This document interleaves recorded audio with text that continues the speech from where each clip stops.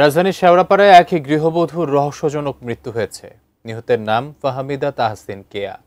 স্বজনদের অভিযোগ, কেয়ার স্বামী সিফাত তাকে শ্বাসরোধ করে হত্যা করেছে। পরে কৌশলে সে খবর শাশুড়িকে কল করে জানিয়ে হাসপাতালে মরদেহ রেখে সে পালিয়েছে। যদিও মৃত্যুর কারণ নিয়ে রয়েছে ধোঁয়াশা। এসআই রাজ জানাচ্ছেন বিস্তারিত। কত সুন্দর বাচ্চা, সুন্দর ফ্যামিলি। ওর মায়া হলো না, আমার মেয়েটার একবেলা খাইতে দিল না দুনিয়াতে, বাচ্চার দিকে তাকালো না, আমার মেয়েটার মারতে পারলো।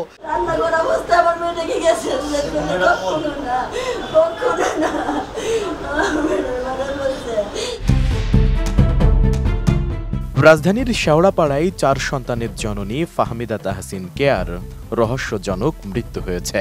নিহত কেয়া পশ্চিম শেওড়াপাড়ার শামীম সরণির মেট্রো পিলার 322 এর উল্টো পাশে 583 অনামিকা কনকর্ড অ্যাপার্টমেন্টে স্বামী ও সন্তানদের সঙ্গেই বসবাস করতেন।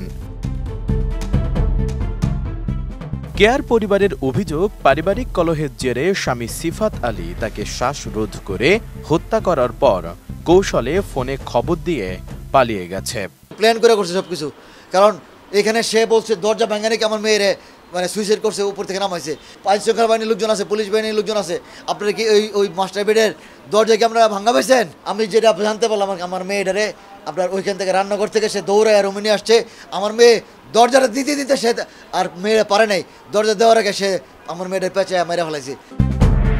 খবর পেয়ে ঘটনাস্থলে উপস্থিত হয় মিরপুর মডেল থানা পুলিশ। ঘটনাস্থল পরিদর্শনে আসা পুলিশ জানান, মৃত্যুর কারণ এখনো অস্পষ্ট। প্রাথমিক অনুসন্ধান চলছে, এরপর বিস্তারিত জানানো যাবে। প্রাথমিক অনুসন্ধান হচ্ছে, তো অনুসন্ধান শেষে আমরা আইনগত ব্যবস্থা গ্রহণ করব। এখন পর্যন্ত কেউ আটক আছে? এখন পর্যন্ত আটকের কোনো ইয়ে নেই আমাদের।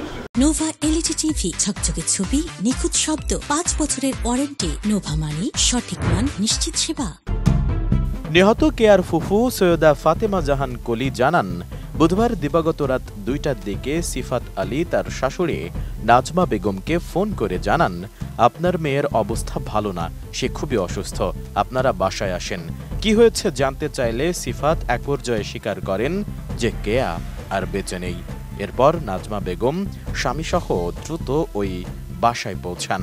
তারা সেখানে গিয়ে দেখেন সিফাত কেয়াকে নিয়ে পান্থপথের একটি হাসপাতালে যাচ্ছেন। হাসপাতালে পৌঁছানোর পর চিকিৎসকরা কেয়াকে মৃত ঘোষণা করলে সিফাত সেখান থেকে উধাও হয়ে যান।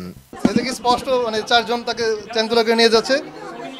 ওই আজাদ এবং সিফাত এরা করে নাই, এরা ধরে নাই, এরা অনেকে সে জমিদারের মতো ব্যাগ নিয়ে যাচ্ছিল। আজাদ আর ইসে প্রেম, জীবন, মনির। নিহত কেয়ার বাবা রফিকুল ইসলাম জানান, সিফাত খুবই বদমেজাজে। সন্তানদের সামনেই কেয়ার সঙ্গে খারাপ আচরণ ও তাকে মারধর করত। ছোট বাচ্চারা মায়ের কোল ছাড়া থাকে না, সায়ান করে নাম। ওর 1.5 থেকে 2 বছর বয়স।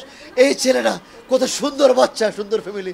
ওর মায়া হলো না, আমার মেয়েটার একবেলা খাইতে দিল না দুনিয়াতে, বাচ্চার দিকে তাকালো না, আমার মেয়েটার মারতে পারলো।